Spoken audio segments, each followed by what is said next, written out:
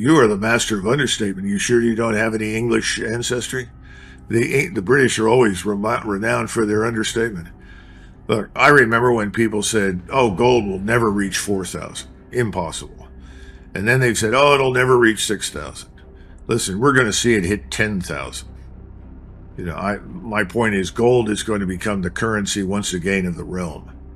Now, is there an alternative to it? Yes, I think you're going to see something like Bitcoin that will be utilized as an alternative to the dollar for transactional reasons, as a way to create and sustain private credit. But ultimately, gold will be the coin of the realm. There's no question about it. So at this stage, I would say to anybody that's thinking about investing in it, there is no ceiling for your purposes. The long-term outlook is all positive and up. And these sort of temporary corrections and then restarts back up the ladder are going to continue. But even when oil production remains steady, refining limitations can create bottlenecks that impact fuel prices and industrial activity. The Strategic Petroleum Reserve is being drawn down very quickly. Depending upon whom you want to talk to, whether it's Steve Hanke from Johns Hopkins or was it Grundlager in the bond market, or Ray Dalio, any of these people will all tell you the same thing. We're drawing that down, and we're going to get to the point where we cannot draw it down any further by the fall. Now, that could come earlier. It could come at the beginning of August or end of August. So that's the first thing. He knows that. All of our refineries right now are operating at peak performance. We have not built a new refinery in over 25 years. So we can't refine any more than we've already got. People are bringing us their oil to refine. But pretty soon it's going to be very difficult for us to refine the oil and export it. And so we may see a situation where the president intervenes and bans any more exports because of the position we're in with the Strategic Petroleum Reserve.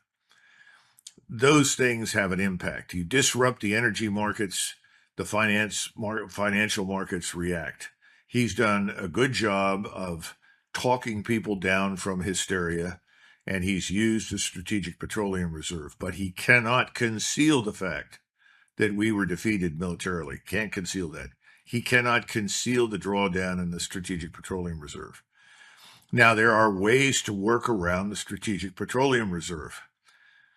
What are those ways? Well, you have these shadow fleets that move oil in and out of various places. And you have alternative ways to get it out of the Gulf. You have the pipeline across Saudi Arabia that I've driven up and down that goes from east to west over to Yenbo and elsewhere to be tanked up and moved out. But all of that is very, very fragile. And you can only do so much with the alternatives to oil and gas at this point. Any disruption in key shipping routes or energy-producing regions has the potential to trigger immediate reactions in financial markets. Recent years have demonstrated how. And we've talked about the fertilizer problem, the absence of sulfuric acid, which means that you can't refine a lot of the minerals that you need to. The absence of nitrogen, you can't develop the fertilizer. All of these things continue to plague us. We're seeing record bankruptcies in the agricultural sector. He knows that. And finally, he knows that inflation has continued to climb. Wars breed inflation, which is one of the reasons he never wanted the war to begin with. Remember, after the first sort of 12 days, we had this B-2 demonstration of dropping bombs on various things, and President Trump said, "War's over. It's over. We've destroyed everything. It's over. Go home." What happened? Well, Israel wouldn't end the war.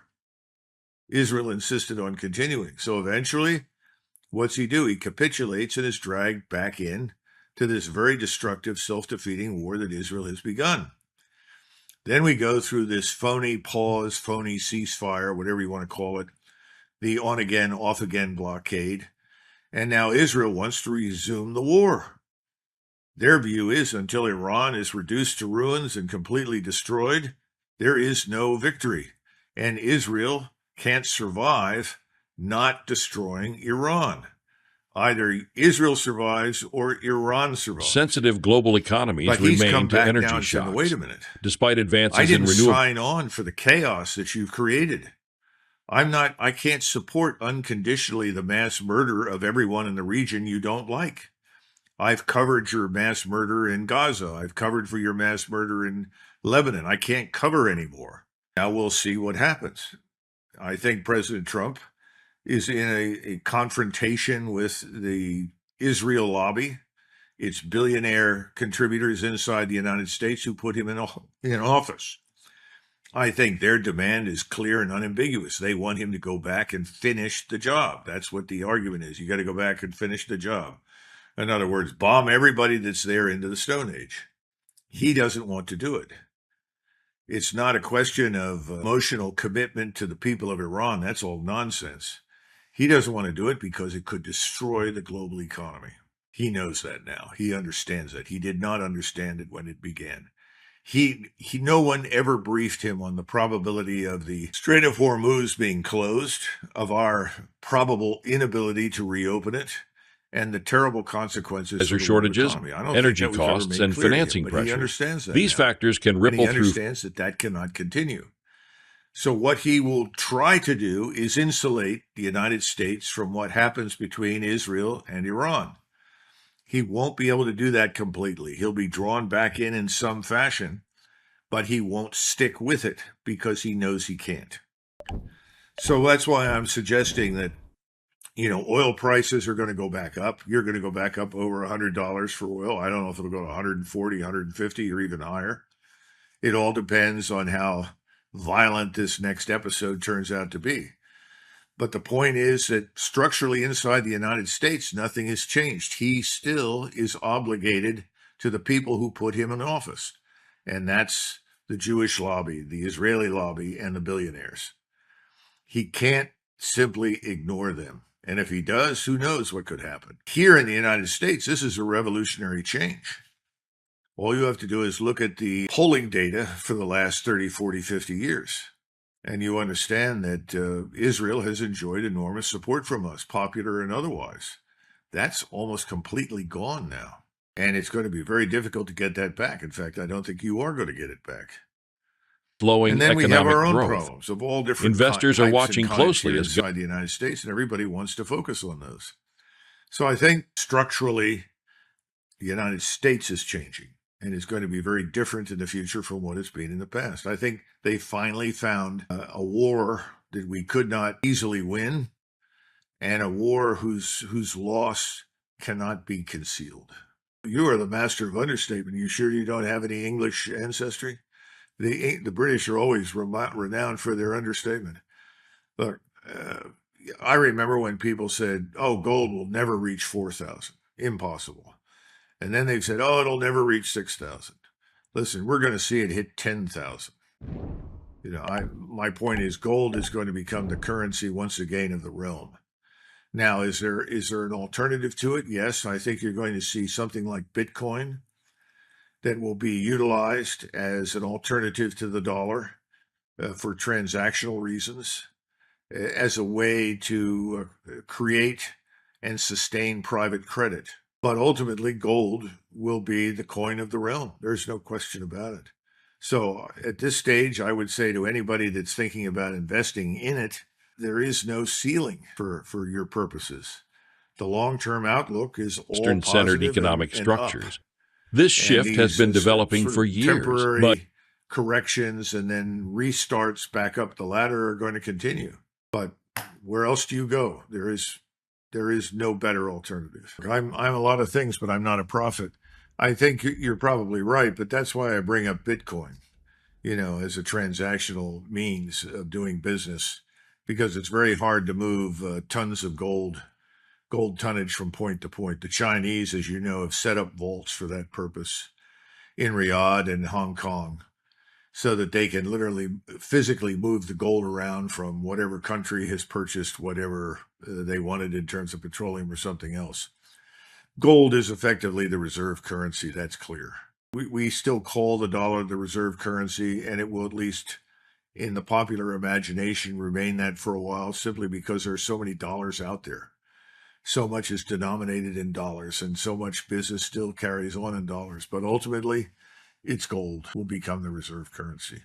But I think the whole war is a strategic mistake because it's revealed that we are vulnerable. We are not invincible.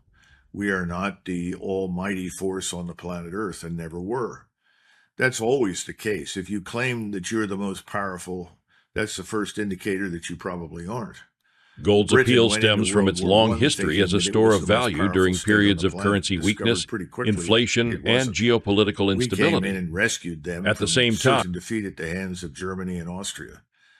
The point I'm trying to make is, had we not engaged in this war, very little in the world would have changed dramatically for many years. These changes that we're discussing, this movement of wealth and power in many respects from the west to the east, just as this began in 1492 with the movement of wealth and power from the east to the west.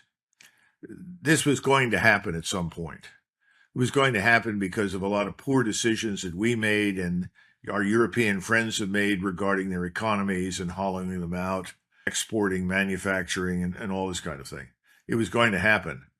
But all of the bad things that were already in the mix have now been dramatically exaggerated. And the speed with which the changes are now going to occur has been greatly accelerated. In other words, everything is magnified out of all proportion to what it would have otherwise been. So I think we're going to see all these changes, strategic, economic, military. While the challenges are significant, history demonstrates that nations and industries are capable of adjusting to new conditions. Of course we can adjust to Investors, businesses, and politics. This is not the end of the world. It's going to be very inconvenient. It's going to change the way we see ourselves and the rest of the world. But it's not the death knell of the United States any more than what's been going on is the death knell of Europe. Things will change again. The Europeans and we are going to come out of this fog that we've been wandering around in, and we will regain some sense of ourselves and focus on what we do best. And that's ultimately what every country needs. It needs a competitive advantage. And the Europeans and we will find our competitive advantage again. But in the meantime, it's going to be very painful. And I don't think Donald Trump recognized that by engaging in this war on behalf of Israel against Iran, that he would precipitate the kind of destruction and chaos that has ensued. But I think he knows it now. And so even when the Israelis attack and the Iranians respond, he's going to try and limit our involvement in any way that he can, because he doesn't want the strait to be closed again, even though temporarily that may turn out to be the case.